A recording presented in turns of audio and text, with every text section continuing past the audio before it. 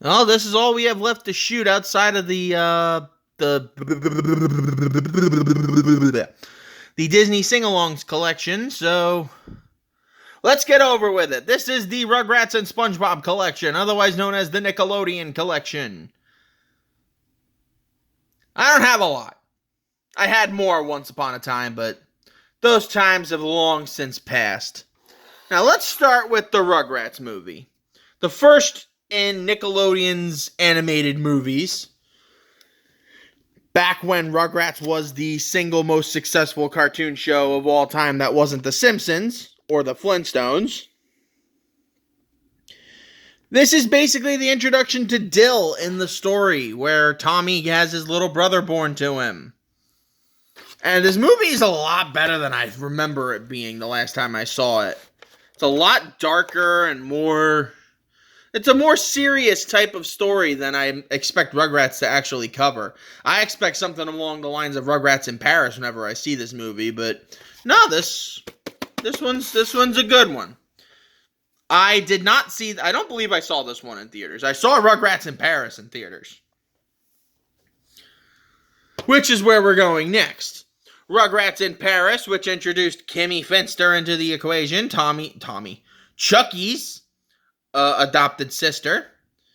I love how Tommy's in the middle of everything when I think he's more like a side character this time around.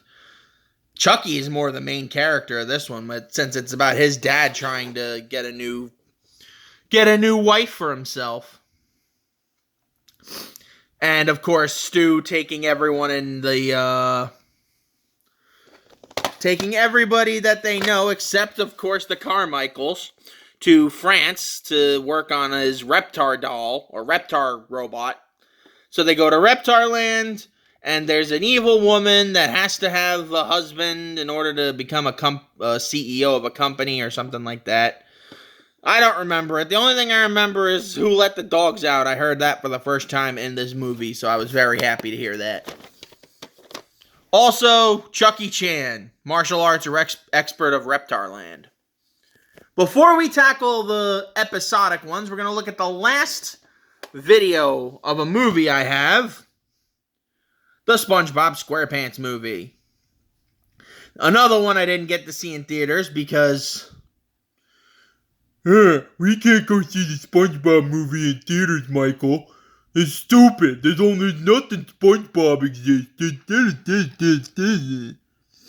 Yeah, my dad was not the biggest fan of SpongeBob growing up, so...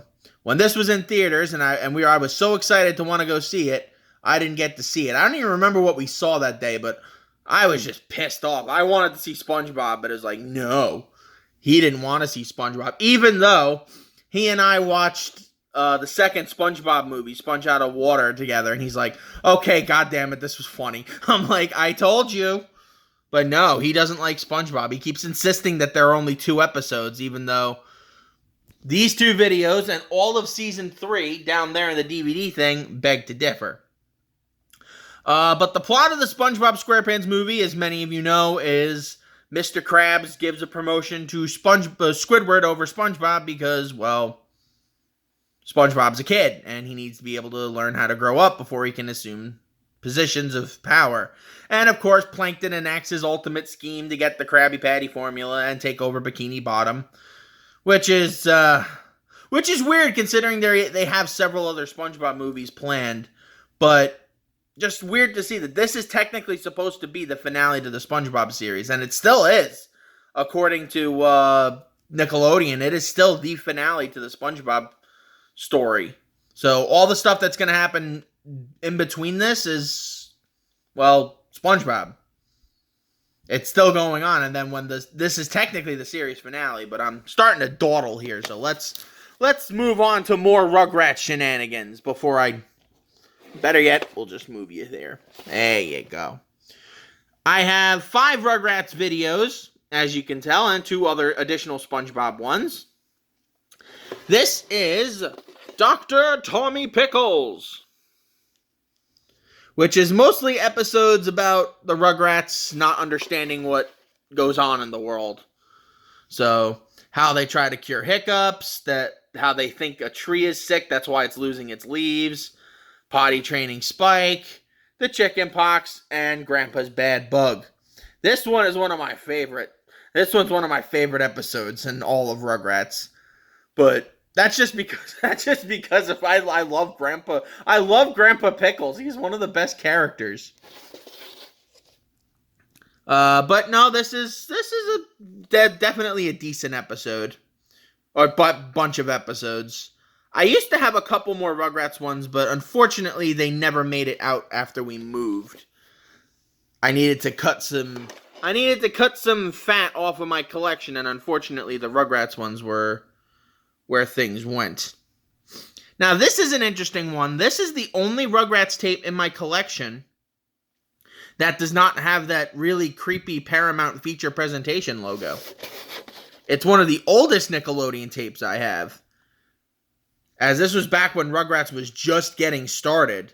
So it only has 2 episodes on it. We have the double-length Santa Experience, the original Rugrats Christmas special, and then the episode The Blizzard, which is just a normal episode. But this is a weird one. Like, I was expecting there to be like the big, scary Paramount feature presentation logo that only I seem to be afraid of, but whatever. It's a cute one. I watched this one around Christmas time last year. I don't watch it as much as I watched the newer Christmas special, but yeah, this one's a pretty decent one. Last up for the normal Rugrats ones is the Decade in Diapers collection. Now, in case you never grew up in the early 2000s with Nickelodeon videos, the Decade in Diapers was celebrating the first 10 years of Rugrats, even though there wouldn't be that much more after that, but I digress. And it covers the 10 best episodes of the Rugrats franchise as chosen by, technically, it says we chose, but I wasn't allowed online for a while. And also that was, I think when this started sprouting up, this was around the time where I was still feeling really down about my parents getting divorced. So I was sort of just more of a toy playing and sport playing kid. I wasn't really into movies and games at that point, except for the Disney ones, but I digress. These are some of the best episodes in the series, though. I will give them that. The only one I don't really like, I think, is in the second part that I was confused that episode got picked. The best Angelica episode is Angelica Orders Out, which is, of course, a classic.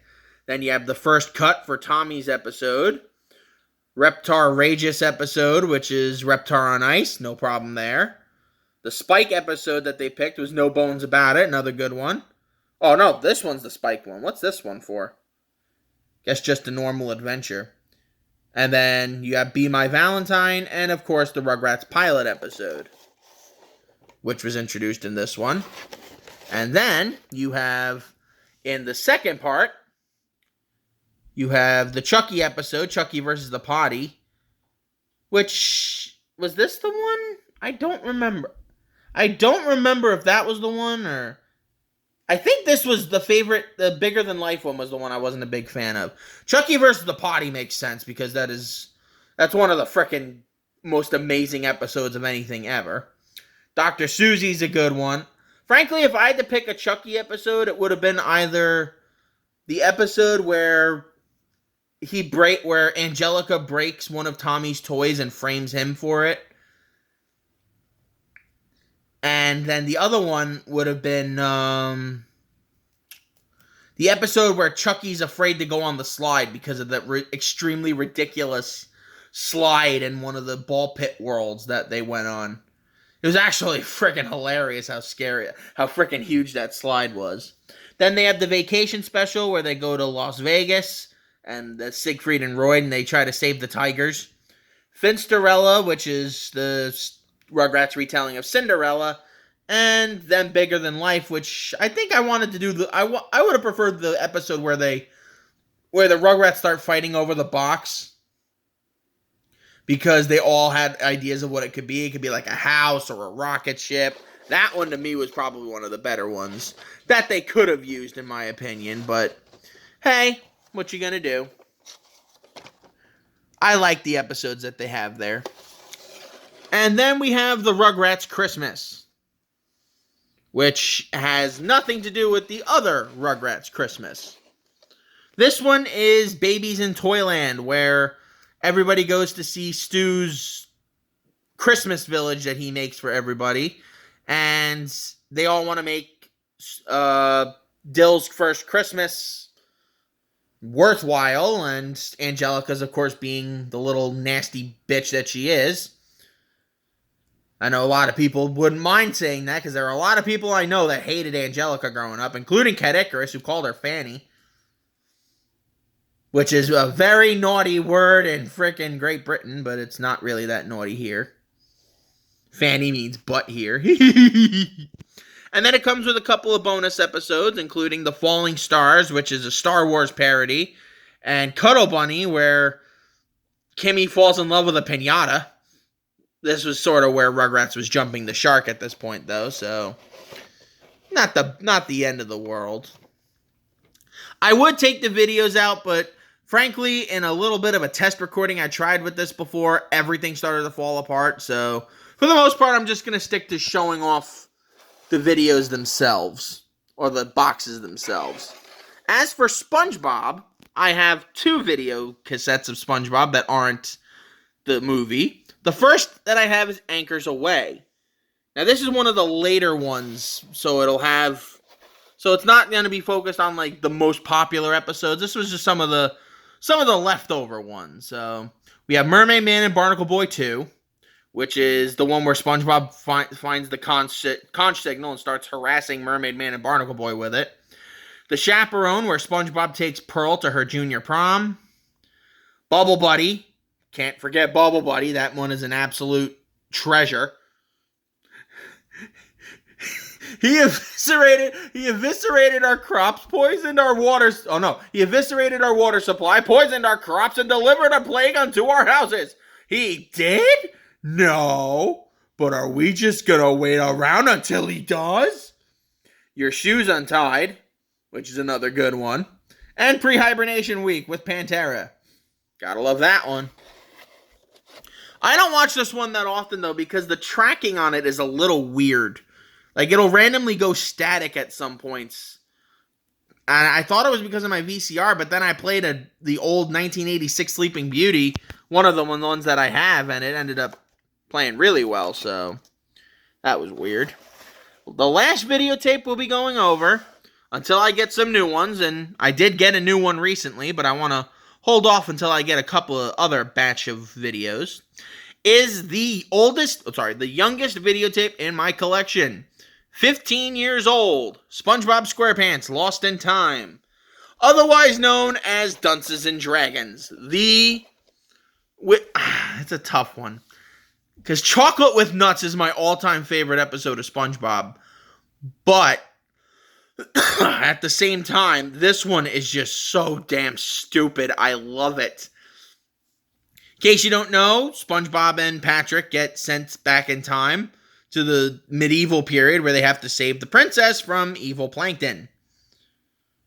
And then you also have Selling Out, where Mr. Krabs sells the Krusty Krab. Funny Pants, where SpongeBob loses his laugh because of Squidward. I don't know why they have Viking SpongeBob there. That's a little weird. And then Mermaid Man and Barnacle Boy 6, almost said 4. 4 is the one with the shrink ray. This is the one where they make the movie. Which that episode's always bugged me, because I always thought, why not just retell the episode, or they just do the story of them retelling the time where SpongeBob and Patrick convinced them to come out of retirement because they were just so damn stupid that they just needed to get away from them for a little bit. But, oh well. That is my Nickelodeon collection and the Not Disney collection. We only have the Disney sing-alongs left to go, so one of these days I will get around to showing them. Until we meet again, sayonara.